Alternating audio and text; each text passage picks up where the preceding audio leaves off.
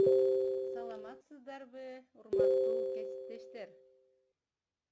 Илим Элим онлайн билим берүү платформасы окутуучунун көйгөйлөрүн чечүү жолдорун изилдейт. Мен сиздер менен Бекмурзаева Буажар Абдусаттаровна. Урматтуу окутуучу, сиз WhatsApp, Telegram жана башка соц тармактардан келген тапшырмага чөмүлүп, аларды топтой сактай албай отурасызбы? Ооба. Баалоону кантип жатасыз? Бул иштер сизди чарчаттыбы? Келиңиздер ойлонуп көрөлү.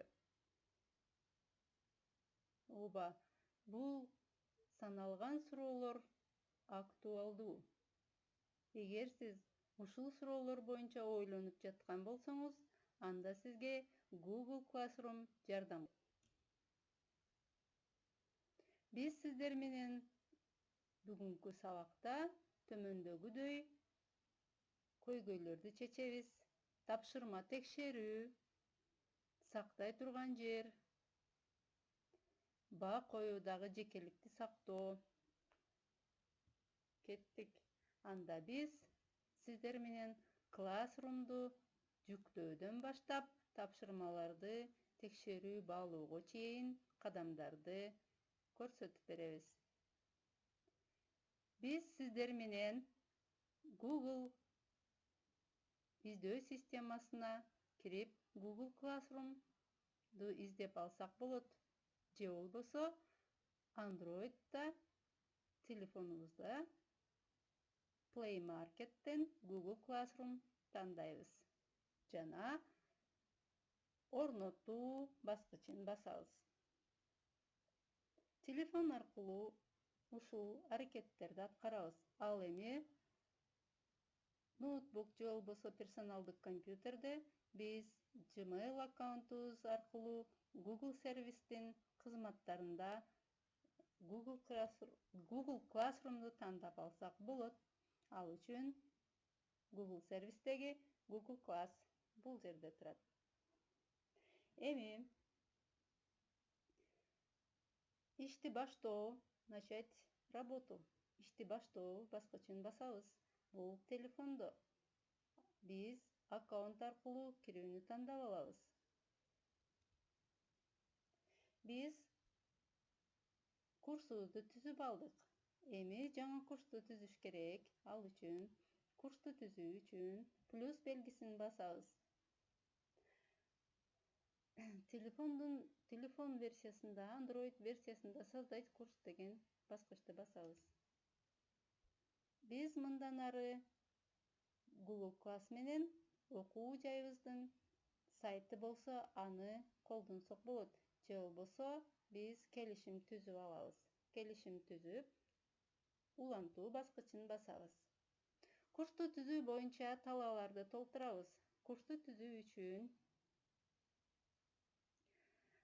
курстун атын, бөлүмдү, предметти, аудиторияны толтуруп чыгабыз. Сүрөттө көрүп турганыңыздардай толтуруп, түзүү баскычын басабыз бул жерден. Курсубуз түзүлдү. Көрүп турасыздар, информатиканы окутуунун усулу курсу. Бул жерде курстун коду көрсөтүлгөн. Физика-математикалык билим берүү багыты. Эми биз курска кантип студенттерди чакырып алабыз? Ал үчүн биз бул жерден чакыруу баскычын басып, катышуучулар талаасында биринчи багыт боюнча плюс белгисин басып, экинчи окуучулардын даректери боюнча, катышуучулардын даректери боюнча бул жерге даректер боюнча чакырып алып, чакыруу баскычын басабыз. Бул жерде дагы кудум ушундай. Эми биз студенттерибизди чакырып алдык, кабар жазышыбыз керек. Ал үчүн кабарларды лента бөлүмүндө тексттерди кийребиз. Ал үчүн кимге жөнөтөбүз, кайсы катышуучуларга, бул жерде баарын тандадык. Бул жерде тиешелүү кабарды жазып, жарыялоо баскычын басабыз. Бул жерде жарыяга кошумча биз түрдүү материалдарды кошо жүктөсөк болот. Google дисктен ссылка жөнөтсөк болот, файл же YouTube'дан ссылканы койсок болот. Жарыяны черновикке даярдап койсок болот. Биз бул жерден атайын жадыбалга кошуп койсок болот. Анан туура эле жарыялоону басып койсок дагы болот. Курска тапшырмаларды кошуу. Курска кантип тапшырмаларды кошобуз? Ал үчүн задания бөлүмүндө, тапшырма бөлүмүндө түзүү кнопкасын басабыз. Ал үчүн көк түстөгү түзүү кнопкасын басып, ал активдүү болгондо төмөндөгүдөй тапшырмалар, тапшырма тесттер менен суроолор, материалдар, мурдагы тапшырмаларды колдонуу темалары турат. Бул жерден биз тиешелүү параметрди тандап алабыз. Мындан кийин Google дисктен документти жүктөө керек. Кантип жүктөйбүз? Загрузка бөлүмүндө бул жерде басып, андан биз өзүбүздүн түзүлүштөгү ресурстарды тандап, кайра жүктөө баскычын басабыз. Сиздер көрүп тургандай, бул жерде IOU лаборатория 4 документин жүктөп алганыбыз көрүнүп турат. Тапшырманы жөнөтүү. Биз кантип студенттерге тапшырманы жөнөтөбүз? Ал үчүн тапшырманы жазып алабыз. Мисалы, лабораториялык жумуш 5. Бул тапшырманын аталышы, андан кийин информатика жана МКТ, маалымат коммуникациялык технологиялар предметинен календардык план түзгүлө. Ага бир канча бул жерде суроолор, тапшырмалар берилген. Ал тапшырмаларга ылайык баал коюлган. Баал терезенин оң жагында турат. 10 балл деп мен белгиледим.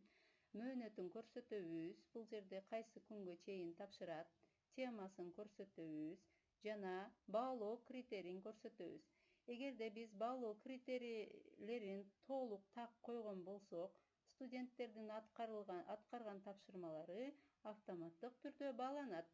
Мисалы, эгерде баалоо шарттары, критерийлерине көңүл буруп кетсек, эгерде түзгөн пландагы темаларга күтүлүүчү натыйжасын стандарттын негизинде кое алса, 10 балл, жогорку балл 5, жалпы балл 10, андагы биринчи шарт боюнча 5, кое албаса 0, толук кое албаса 1. Көрсөтүлгөн үлгүгө ылайык толук планды түзө алса, жогорку коюлат 2 балл. Бул жерде дагы бир шарт бар. Ушул предметтен форма 4кө ылайык жарым жылдык план түзгөн болсо, анда 2 балл. Эми биз тапшырмаларды жөнөттүк, кантип көрөбүз? Тапшырмаларды көрүү үчүн ответы учащихся, катышуучулардын жооптору деген бөлүмгө келип, ал жерден бардык катышуучулардын көрөбүз. Бул жерде бул лекциядан кийинки контролдук суроолор болчу. Бул суроолордон 2 студент тапшырган, 18 студент тапшыра элек. Эми мындан кийинки тест жыйынтыктары. Биз тестибизди Google дискте жасап, бул жака жайгаштырып койгон болсок, Classroom'га мөөнөтүн коебуз. Мисалы, муну мөөнөт тапшырылган студенттердин балдары. 26 суроодон 5 тура, 26 суроодон 18 тура, 26дан 5, 25 тура, мына көрүп турасыздар. Биз аябай ыңгайлуу. Биз үчүн тесттерди алуу, тапшырмаларды берүү жана буларды сактоо өтө ыңгайлуу бир системада, бир калыпта турат. Көңүл бурганыңыздар үчүн чоң рахмат.